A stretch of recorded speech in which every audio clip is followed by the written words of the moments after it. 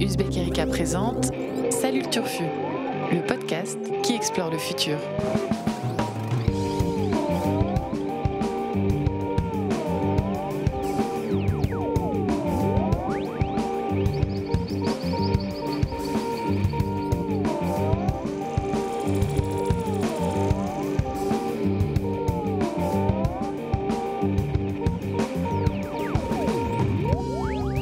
Salut à toutes, salut à tous et surtout salut le Turfu. Aujourd'hui, édition spéciale de votre podcast qui explore le futur. Édition spéciale puisque le 4 juillet cette année, ça n'est pas seulement la fête nationale américaine, c'est aussi le jour de la sortie en kiosque, en relais, en Cultura et en autres points de vente de presse bien achalandés du nouveau numéro d'Uzbek Erika. Youpi, il est là. Sur la couverture de ce nouveau numéro, on peut voir par un soir de pleine lune une main bleutée, un peu écorchée, surgir de terre. Et cette main, elle brandit un livre et sur la couverture de ce livre, il est écrit « Littérature, la résurrection ». Et oui, cette fois, pas de GAFA, pas de transhumain, pas de président écolo ni de dictature verte en couverture. Non, cette fois, on a délibérément choisi une esthétique totalement zombie pour vous présenter un dossier dans lequel Uzbek a mené l'enquête pour savoir si dans le futur, on continuera à écrire et à lire de la fiction. Pourquoi ce dossier bizarre? Pourquoi Uzbek Erika se demande lui aussi si la littérature est en train de disparaître? Vieille question, sempiternelle question qui obsède les écrivains, les lecteurs, les critiques, les journalistes depuis au moins les années 50. Et bien pour au moins deux bonnes raisons que je vais vous exposer tout de suite. Voilà, d'abord parce que depuis quelques années, plein de grands écrivains, de grands romanciers nous disent que ça y est, cette fois, c'est la bonne, c'est pour de vrai, la littérature est morte. En tout cas, le roman littéraire en tant qu'œuvre d'art et que forme narrative centrale de notre culture. C'est les mots de l'écrivain anglais Will Self que je cite à l'instant. On pourrait aussi citer Philippe Roth, feu Philippe Roth, qui jugeait il y a 10 ans déjà que la concurrence des écrans était beaucoup trop déloyale pour le papier, qui ne faisait pas le poids. Et plus récemment, Bret Easton Ellis, qui assure que le roman est une forme de narration anachronique, désormais inadaptée à une génération qui a pris l'habitude de faire 12 000 choses à la fois et qui n'est donc plus capable de se concentrer sur un objet de papier. Philippe Roth, Bret Easton Ellis, Will Self, 3 écrivains majeurs qu'on aime beaucoup par ici et qui nous disent donc que l'écriture de fiction n'a plus d'avenir. Et bien évidemment, ça nous a intrigués et on est allé voir si c'était vrai. Et puis la deuxième raison pour laquelle on a choisi d'explorer ce sujet de la littérature dans le futur, c'est que le marché français du livre ne va pas fort. Alors les BD, la littérature qu'on appelle young adult et la science-fiction, c'est pas mal, les ventes sont plutôt encourageantes. Par contre, les chiffres sont préoccupants quand on regarde l'ensemble du marché du livre. Baisse des ventes en France de près de 2% entre 2017 et 2018. Et puis surtout la lecture qui recule d'année en année dans les préoccupations des jeunes. Seulement 68% d'entre eux qui confessent lire un livre par goût personnel au moins une fois par semaine. Donc là, on est très très loin derrière la télé, derrière les vidéos, derrière les amis, derrière la musique, derrière le sport et évidemment derrière Internet dans la liste des loisirs préférés des jeunes. Bref, l'objet livre, ce truc à interface manuelle qui ne plante pas, ne te parle pas, n'a pas besoin d'énergie pour fonctionner et qui ne te demande jamais si tu veux le mettre à jour. Ça, c'est les mots d'Alain Damasio qui parle du livre dans son dernier roman, Les Furtifs. Le livre donc n'a plus la cote. Et quand on s'intéresse aux générations futures et qu'on lit ce genre de chiffres, forcément ça interpelle. Alors, la littérature peut-elle survivre à l'expansion numérique ou bien est-elle condamnée à rester une forme d'art majeure mais d'une civilisation analogique aujourd'hui disparue? Est-ce que, au temps de la 5G, du deep learning et de Netflix, les romanciers ont encore un rôle à jouer, un travail qui a du sens? Et est-ce que notre cerveau est capable de se concentrer un petit peu plus de 10 minutes sur des pages de papier sans se laisser distraire par la première notification venue? Et les IA, les intelligences artificielles, vont-elles écrire demain comme Kafka ou Dostoïevski? Voilà un peu toutes les questions qu'on va aborder dans ce podcast et surtout les questions qu'ont abordé donc dans le nouveau numéro d'Uzbek Erika la rédaction, les journalistes qui sont autour de moi et qui sont allés fouiller derrière ces prophéties macabres et ces chiffres qui font mal et qui vont vous redonner, et oui, des raisons de croire en l'avenir de la littérature. L'écriture de fiction est loin d'avoir dit son dernier mot. On va vous dire pourquoi dans quelques instants. Je salue donc l'équipe journalistique de Choc qui m'entoure. Salut Lina Megrawa. Salut Blaise. Salut Lina. Salut Annabelle Laurent. Salut. Salut Blaise. Et salut Vincent Louquez. Salut, Chambellan Mao. Je donne les noms complets. Voilà, J'ai opté pour le surnom, mais on innove, c'est très bien. On va commencer avec toi, Annabelle. Tu fais le premier papier du dossier qui est consacré donc à la question des écrans. Il s'appelle Demain, trop abruti pour lire, point d'interrogation. Très important, le point d'interrogation. J'ai limité l'insulte. D'accord. Clin d'œil au titre de l'essai de Nicolas Carr, Internet rend-il bête, qui date de 2010.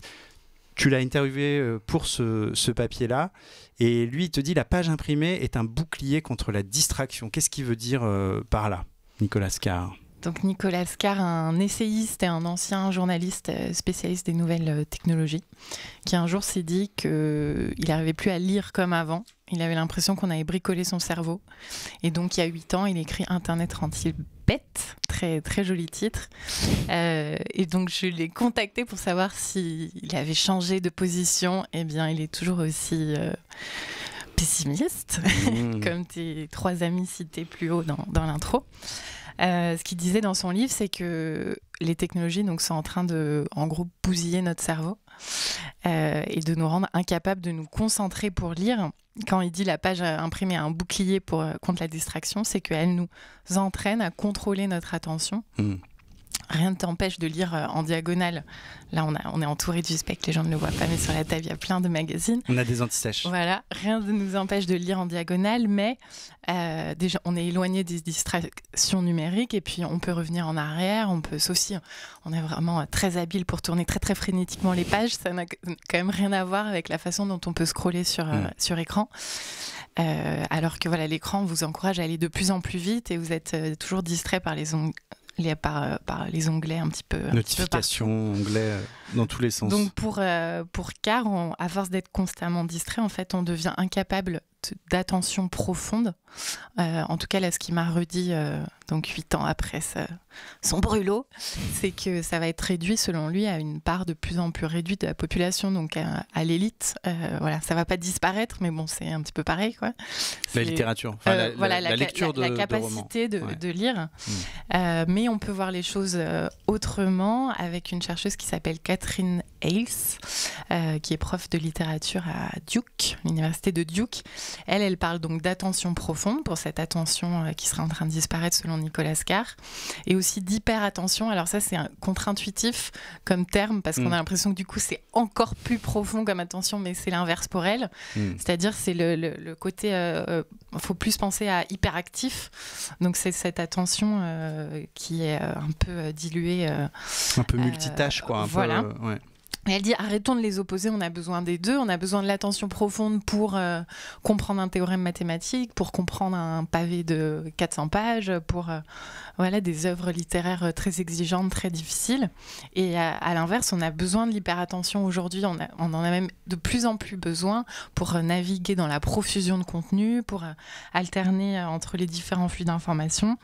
Et pour circuler dans les textes, entre eux, etc. Et en fait, il n'y a pas...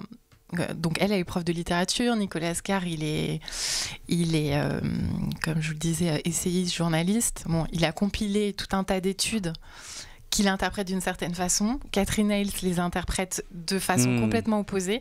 En fait, il n'y a pas de consensus scientifique sur le sujet. On n'a pas assez de recul pour savoir...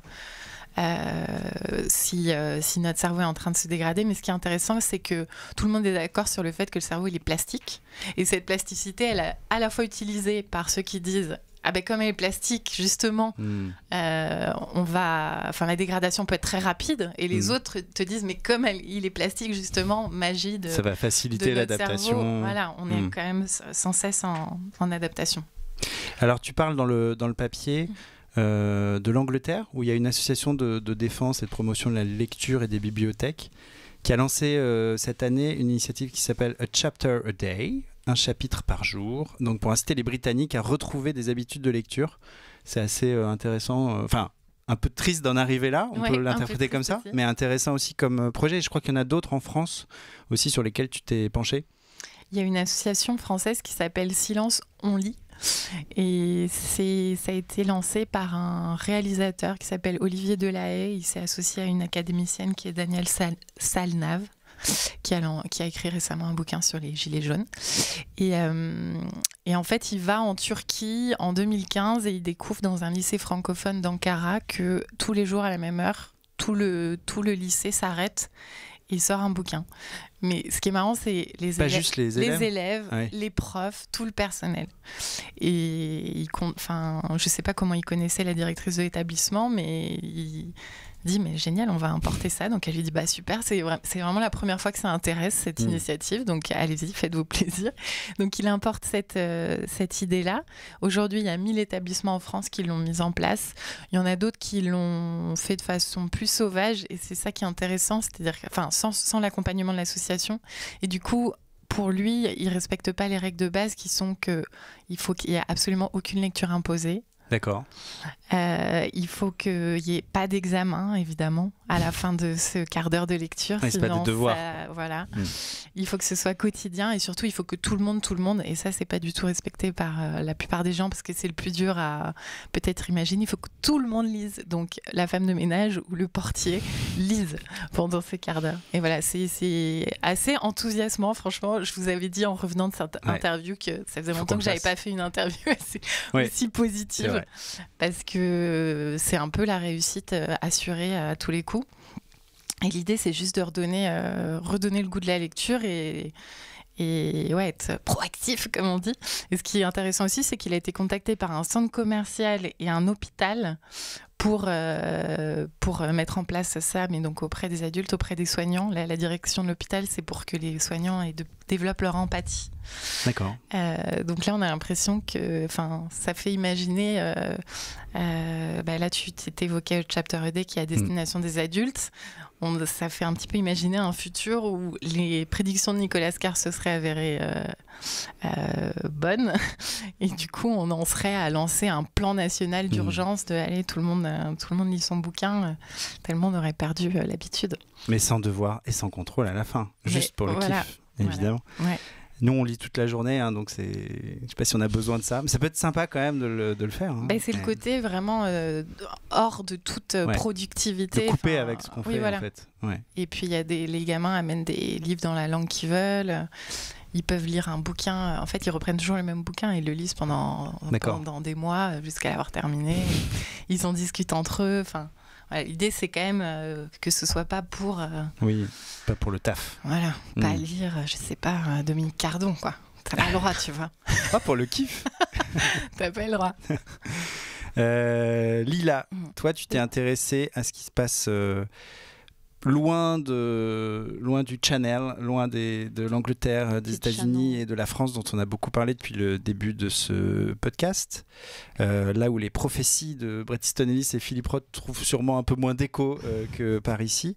Tu as regardé ce qui se passe en Inde et en Chine notamment, tout à fait. Où je crois que le marché du livre là est pas du tout en berne. C'est ça l'idée? Et plutôt florissant. Alors à ce jour, l'Inde, pour se représenter, occupe la 6e marche de l'industrie mondiale du livre. En 2015, c'était un chiffre d'affaires de 3,3 milliards de dollars. Et surtout, ce qui est frappant, c'est que le secteur est en croissance constante. Alors ces chiffres, ça vient d'une étude de Nielsen de 2015 qui projetait d'ailleurs également une croissance annuelle de 20% jusqu'en 2020-2021. Donc des chiffres qui sont absolument aux antipodes de ceux que tu as évoqués plus tôt, Blaise. Des chiffres... moins 1,7% pour être très précis en France, en Inde. En Inde, c'est annuellement plus 20% en ce moment. Alors pour trouver l'explication, il faut regarder du côté de l'éducation nationale et de l'économie. Alors premier indice, c'est la politique incitative du gouvernement indien envers l'éducation. En 2009, le gouvernement promulguait le RTE, soit The Right to Education Act, soit une éducation gratuite et obligatoire pour les moins de 14 ans. Une seconde raison, la principale, est le fait que l'Inde est un pays jeune et surtout à l'économie en pleine croissance. C'était 8% fin 2018. Et qui dit économie florissante dit besoin de main-d'œuvre, de forces vives qualifiées et donc besoin d'étudiants. L'Inde compterait près de 300 millions d'élèves et d'étudiants, avancé en 2017 son ministre de l'Éducation. Pas mal. Un bon réservoir. Et donc ces étudiants lisent pour leurs études. Donc si on regarde à peu près le top des best-sellers en Inde, on n'y retrouve ni 50 Shades of Grey, ni un Welbeck local. On y retrouve surtout les manuels scolaires et les guides professionnels. Alors au-delà des livres scolaires, le futur du livre se situe aussi à la fois sur les écrans et dans les oreilles des Indiens. Alors j'ai interviewé Shiki Sarkar, qui est une ancienne cadre dirigeante de la vieille industrie du livre indien. Elle était éditrice, elle dirigeait la stratégie éditoriale d'une grande maison, Penguin Books, en Inde. En 2015, elle quitte son job pour créer sa propre maison d'édition, et Juggernaut Books. Et cette maison d'édition, elle choisit de la faire principalement ce qu'elle appelle mobile first, à savoir sur téléphone d'abord et uniquement. Elle constate alors... c'est-à-dire qu'elle n'édite pas des livres imprimés en fait. Non. Ouais.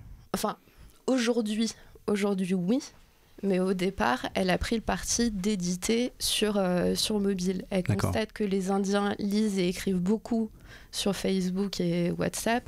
Alors ils lisent, ils se partagent principalement des nouvelles, des vidéos, des articles. Il faut savoir que l'Inde comptait en 2017 450 millions de mobinautes. Très joli mot, le mobinaute. Hein. On n'emploie pas assez. Vieux, hein. Qui a un côté, un peu l'époque des TIC, des TIC. On est un peu en 95 là, tu nous as ramené dans le temps. J'aime beaucoup, il y a un petit oui, c'est mignon. Moi, je vois Moby avec un casque de cosmonaute. Ouais. C'est vrai. Pas mal aussi. Un mobinaute quoi. Moi, ça me fait penser à WAP. Je sais pas si vous vous souvenez cette espèce d'internet mobile. Le WAP, bien sûr. Ouais, le WAP. Enfin bref. Donc l'Inde comptait en 2017 déjà 450 millions de mobinautes et devra en compter 700 millions en 2020 a priori, sur une population de 1,3 milliard d'habitants.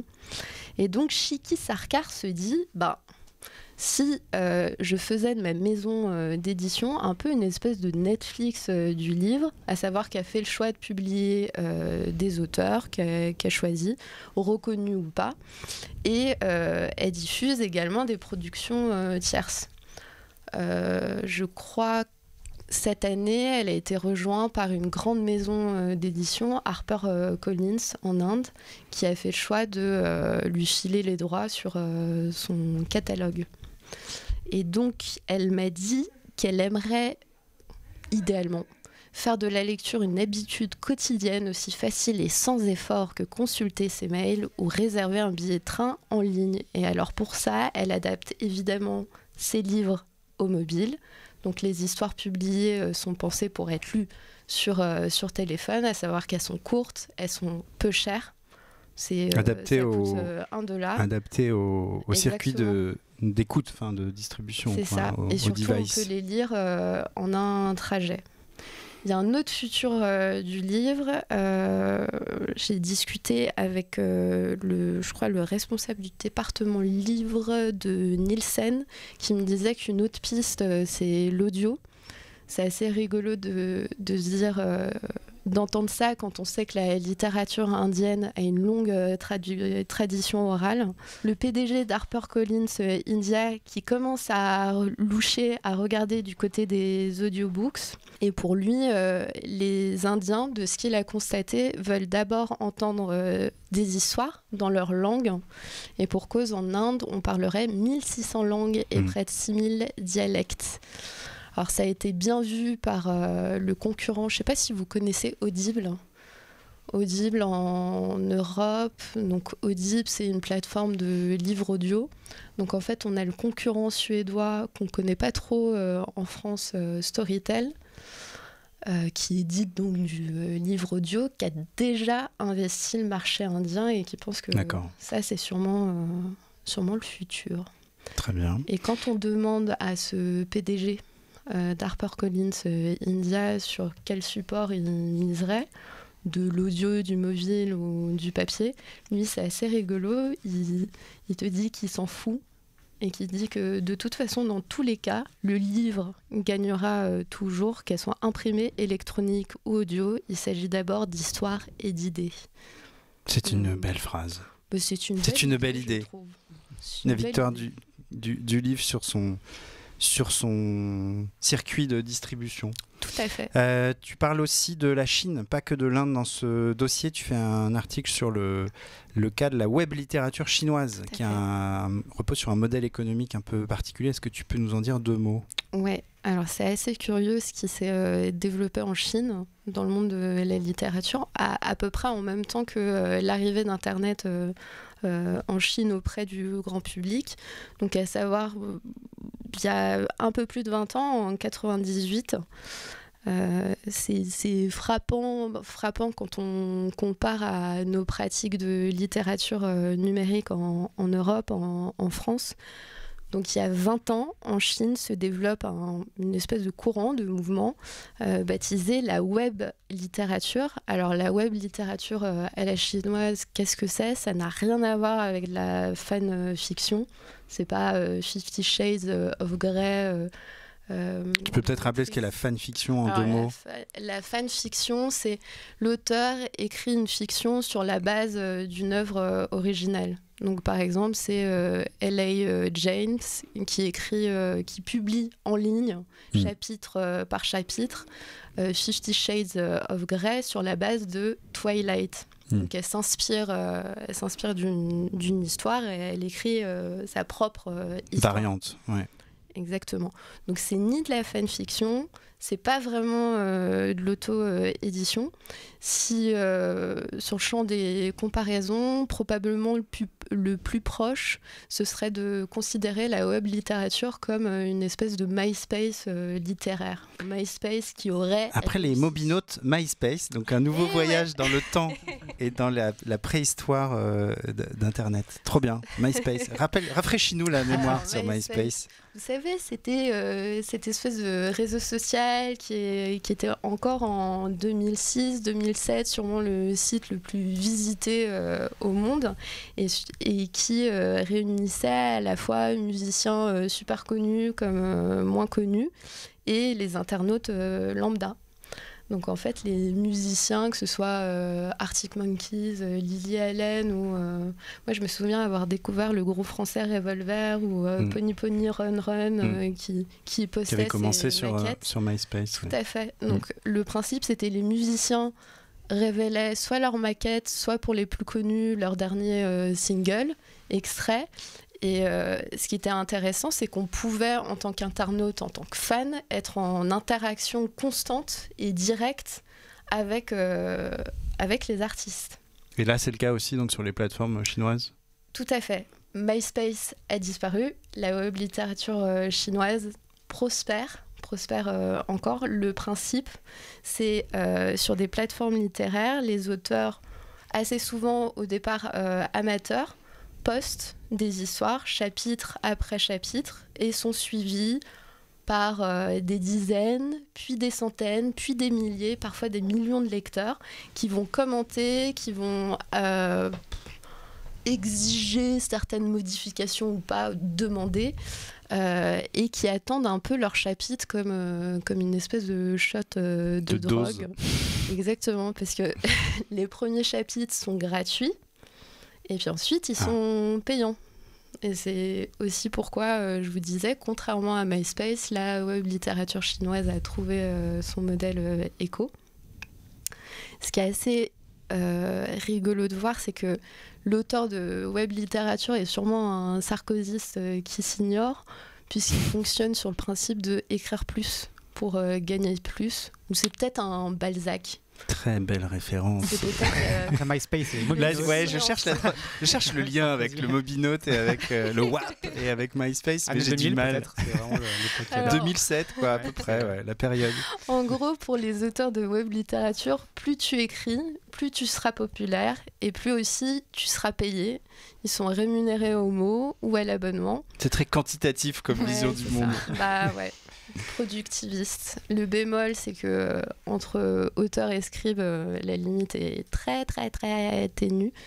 C'est là tout le problème. En fait, c'est un système qui met sous pression ces auteurs qui, pour attraper plus de lecteurs, vont vouloir se soumettre au désir de leur lectorat et qui vont pondre du signe. On a une étude de Hurun-Net, qui est un cabinet d'études chinois, qui traçait le portrait robot de l'écrivain en ligne chinois. Apparemment, il écrirait plus de 8 heures par jour, en moyenne 5000 mots, parfois jusqu'à 20 000.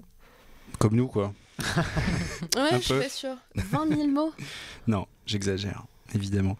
Ça me fait penser à, on en reparlera tout à l'heure, mais Kenneth Goldsmith, donc, qui est un théoricien de la littérature qu'on a interviewé dans ce dossier, il qualifie ce phénomène de littérature télépathique. Il parle de connexion en fait, entre l'auteur et entre le lecteur, de lien direct en fait, qui s'établit via les réseaux sociaux ou via des plateformes d'écriture entre l'écrivain et ses fans ou ses lecteurs. Mais là, ce qui est fou, c'est que les lecteurs et la façon dont ça chinois, influence en fait son écriture, quoi. C'est une forme de co-création. On peut considérer ça comme une forme de co-création. Et ce qui est fascinant, c'est de voir que pour certains auteurs, les fans lecteurs deviennent limite des agents de promotion et de diffusion. C'est-à-dire qu'ils les défendent en ligne ou ils les défendent en ligne. Ils peuvent être amenés à organiser les tours littéraires de ces auteurs. Donc en fait, ils prévoient des dates. On a envie de le voir dans telle ou telle ville. Donc ça, c'est pour les plus chanceux.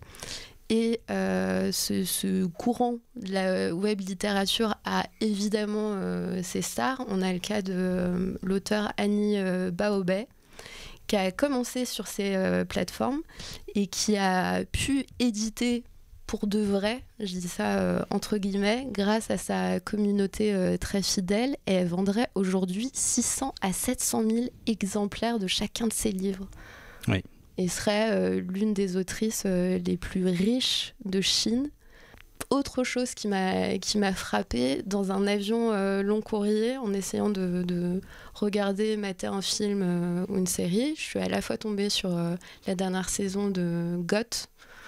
Game of Thrones, évidemment. Ouais, je préfère dire GOT parce que mon TH est assez pourri. Et on pouvait également trouver la légende de Fu Yao, qui n'est rien d'autre en fait qu'une adaptation d'une œuvre de web littérature chinoise.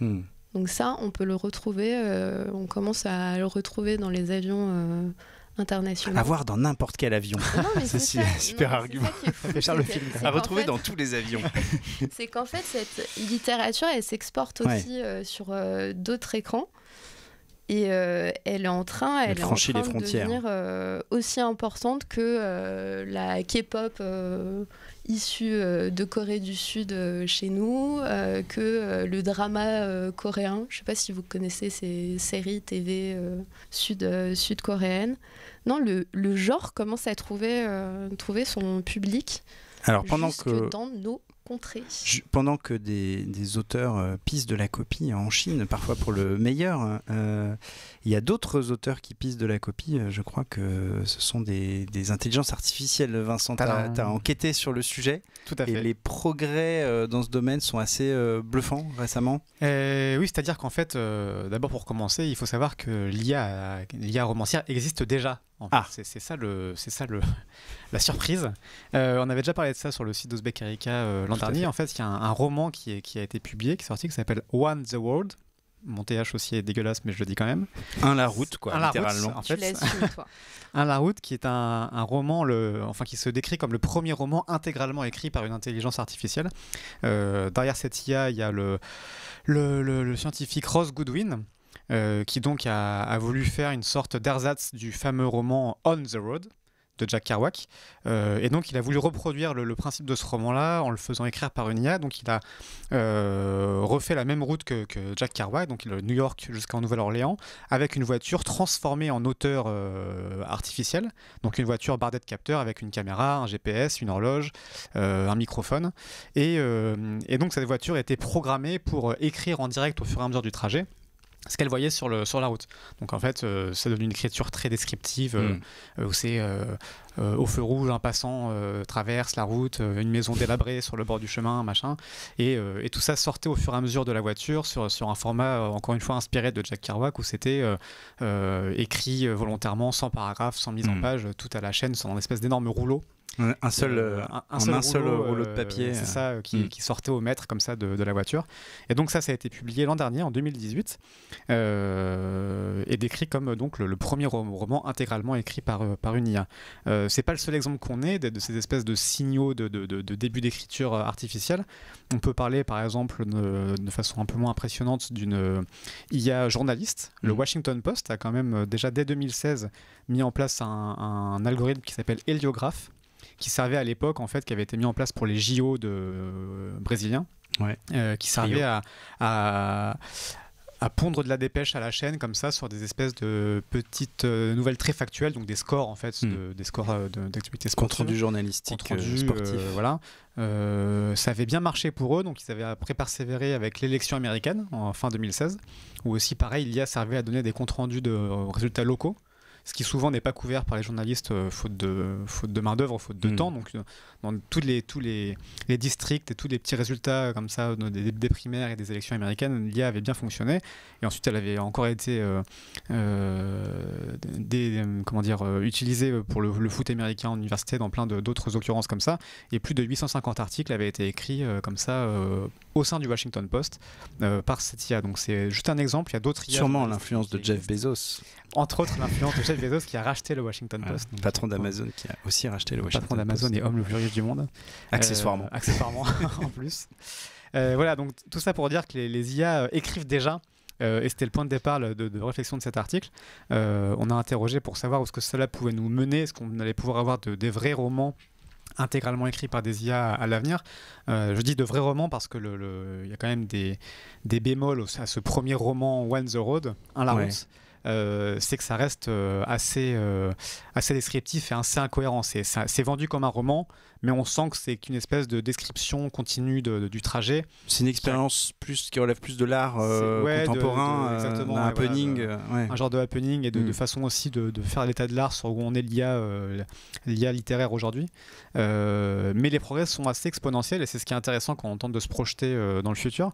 Tout ça utilise le deep learning, le désormais fameux deep learning, donc à partir de l'augmentation de la puissance de calcul et surtout de la masse de données disponibles. Aujourd'hui, pour ce qui est de la littérature ou en tout cas des textes, tout ce qui est Wikipédia ou texte accessible en Creative Commons ou libre de droit est récupéré par tous les chercheurs en IA littéraire pour faire cette espèce d'approche massive, ultra puissante statistique, où en fait les IA vont être codées pour s'entraîner à découvrir les mots cachés par les chercheurs au sein d'articles Wikipédia, pour apprendre statistiquement quel risque d'être le prochain mot si on a une phrase donnée, et produire des choses plus ou moins cohérentes. Alors on a interviewé notamment 2 personnes sur le sujet, Gilles Moïse, qui a fondé la start-up Recital, qui travaille exactement sur ce sujet de faire comprendre et écrire des textes par des IA.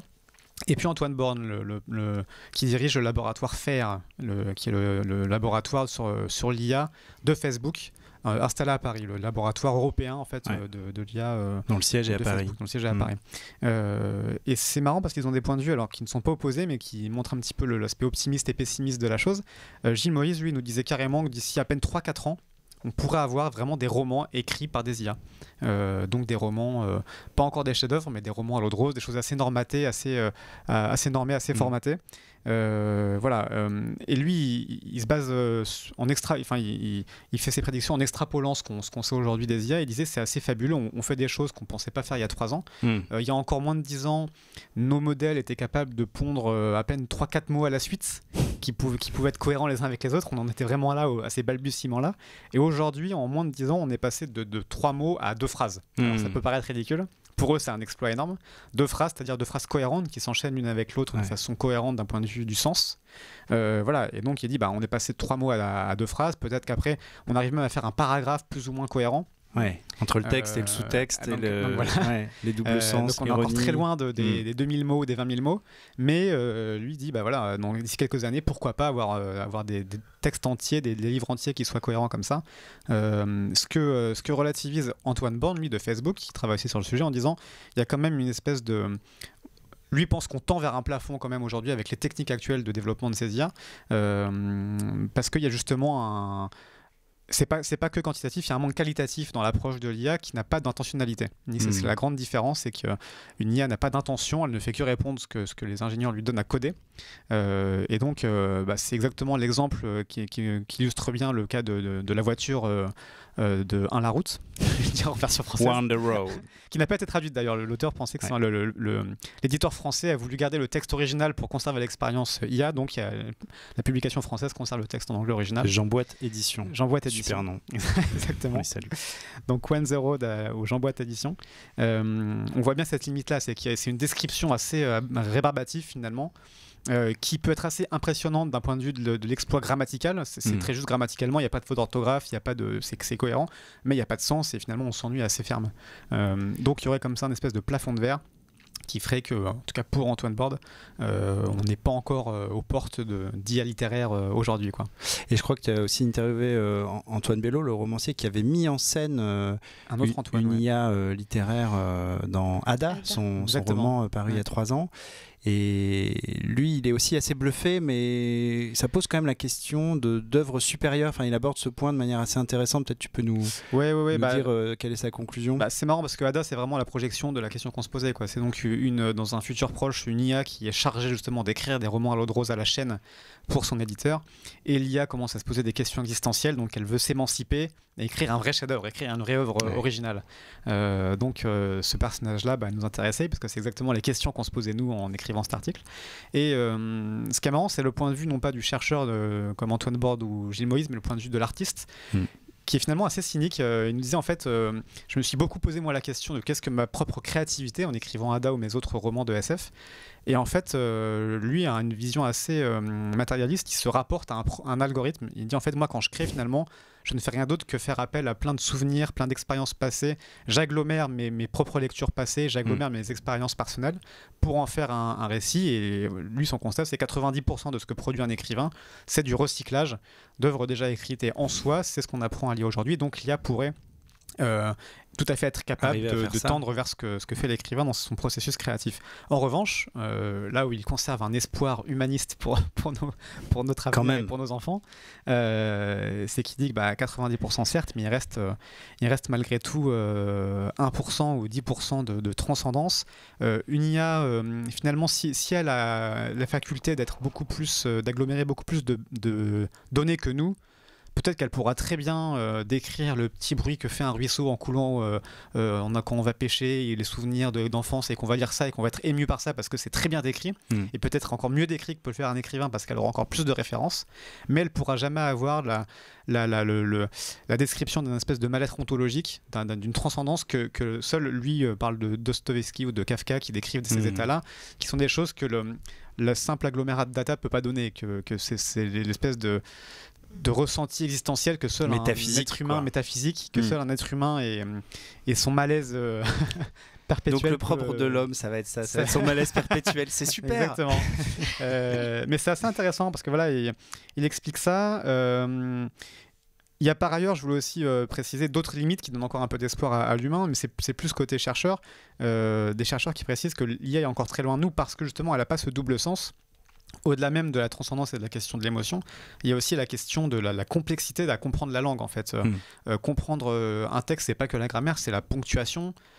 C'est viens virgule mangeons grand-mère ou viens mangeons grand-mère sans la virgule. Dans un cas on est qu'animal, dans l'autre on est juste à table en famille un dimanche. Donc en fait la ponctuation est hyper importante, ce qui fait que le texte est beaucoup plus complexe que l'image à décoder. On a fait des progrès incroyables en reconnaissance faciale, en reconnaissance d'image, beaucoup d'articles sur l'IA montrent ça, mais la grande différence c'est qu'une image, on change un pixel, ça change absolument rien, on reconnaît l'image exactement pareil. Alors qu'un texte, on change une virgule, ça change tout. C'est pour ça que l'IA galère beaucoup plus sur les textes et qu'on n'est pas du tout sur la même ligne de progression avec les textes qu'avec les images ou les autres progrès en IA. Voilà, puis pour finir aussi un autre mot philosophique que nous donnait l'écrivain Antoine Bello, c'est que finalement l'œuvre d'art est aussi dans l'œil du spectateur ou du lecteur. Pour prendre l'analogie encore avec l'image, un tableau noir, si on dit que c'est fait par Soulage, tout le monde est émerveillé. Si c'est fait par une IA, on dit c'est un tableau noir, on s'en fiche, quoi. Donc ce qui est important sera peut-être finalement... C'est l'interprétation. Quand bien même une IA écrirait un bouquin formidable, si on sait que c'est écrit par une IA, on ne trouvera peut-être pas ça formidable. Intéressant. Il est fort cet Antoine Bello. Oui. Et on le salue. Il y en a un autre qui est fort, qu'on a interviewé dans ce dossier.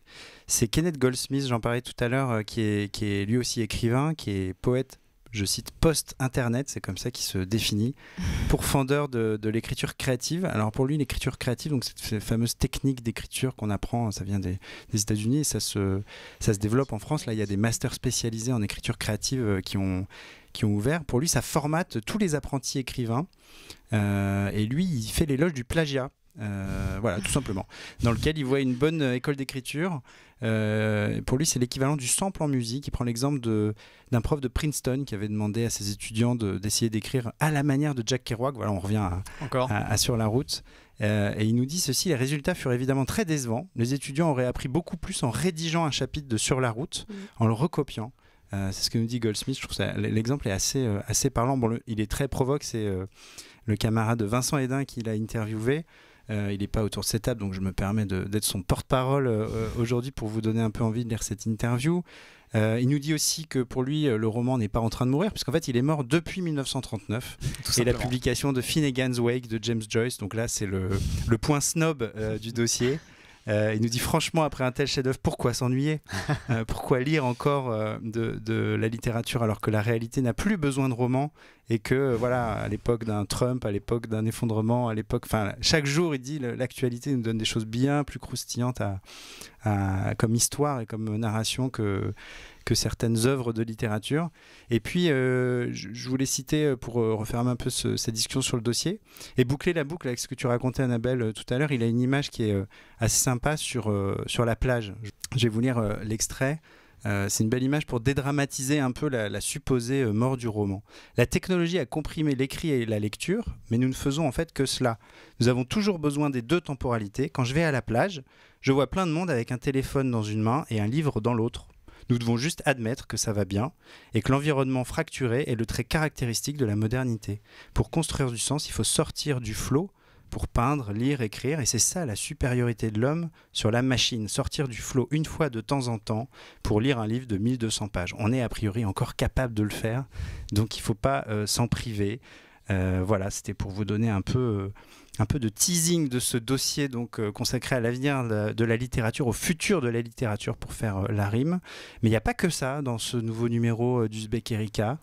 Il y a plein de choses croustillantes pour vous à lire. Un reportage à Seattle, dans l'État de Washington, l'État de Washington plutôt, qui a légalisé cette année le compostage humain, cette alternative écolo à la crémation et à l'enterrement. Donc vous allez pouvoir découvrir cette troisième voie post-mortem. On a été sur place pour vous. Il y a une histoire incroyable qui est celle de General Magic.